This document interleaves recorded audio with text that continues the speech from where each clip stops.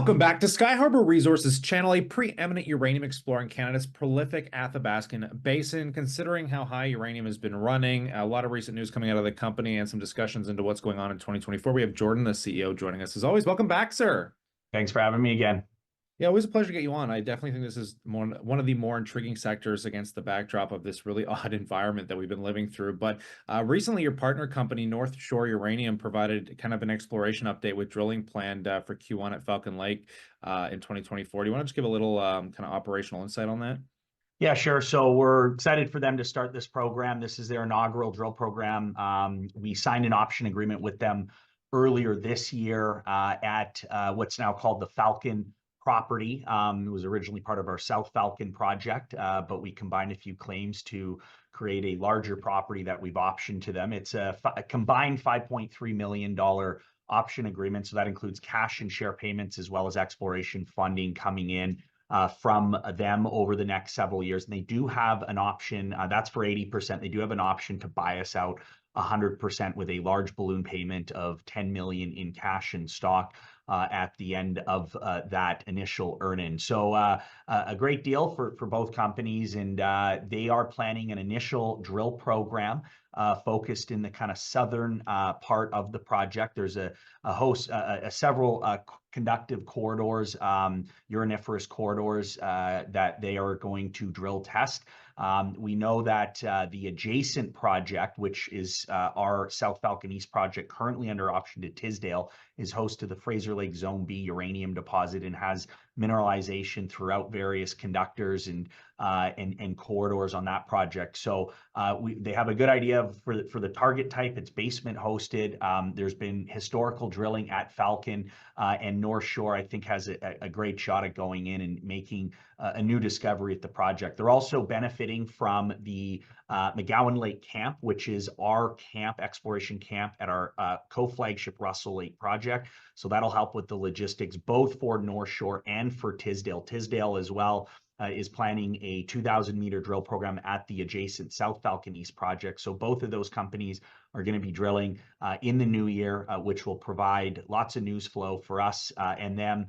And we also are expecting programs from other partner option and JV partners, including Basin Uranium at Man Lake, Madero Mining at Yurchison, as well as our two joint venture partners, Orano and Azincourt, at the Preston and East Preston projects, respectively. So a handful of our partner companies planning programs in the new year, drilling and exploration and field programs. Again, this will just continue to add to the already catalyst-rich story that we have. Yeah, and on that note, you guys are kind of just setting yourselves up a bit, taking advantage here. You closed the 6.3 million in private placement, kind of with some flow-through units there. Do you want to talk about kind of how you're going to be utilizing this cash? Do you want to talk about kind of even from your standpoint with all your other projects going on, what some of those plans might be coming into next year?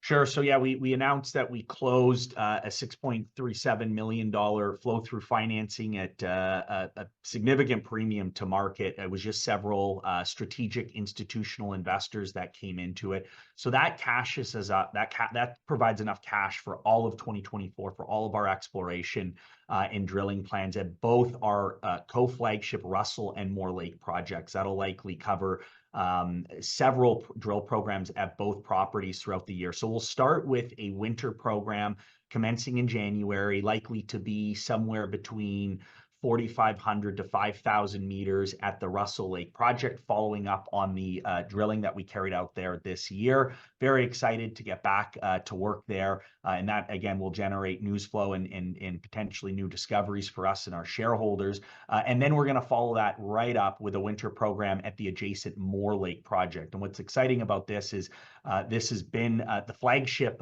project for the company since 2017. We carried out quite a bit of drilling and exploration there right up till the time we optioned Russell Lake from Rio last year. And this will be the first time we're back at Moore Lake in a couple of years. For those that follow the story, they'll know that this is it's host to several high-grade zones of uranium mineralization, including the Maverick Zone, which included historical and previous drill results as high as 21% U3O8 over 1.5 meters.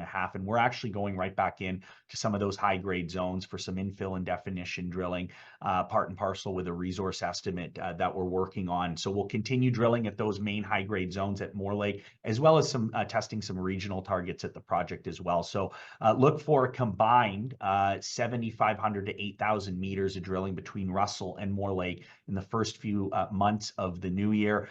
Will be funded right through additional drill programs now in the summer and going into the fall. So a very exciting year ahead for us and our shareholders on these two co-flagship assets. We're also looking to bring in partner companies, getting back to the prospect generator business, which will provide additional cash flow for us in the new year. We are looking to also bring in new partner companies at some of the other 100% owned secondary and tertiary projects that we haven't already optioned or JV'd out. So look for news flow on that in the new year as well.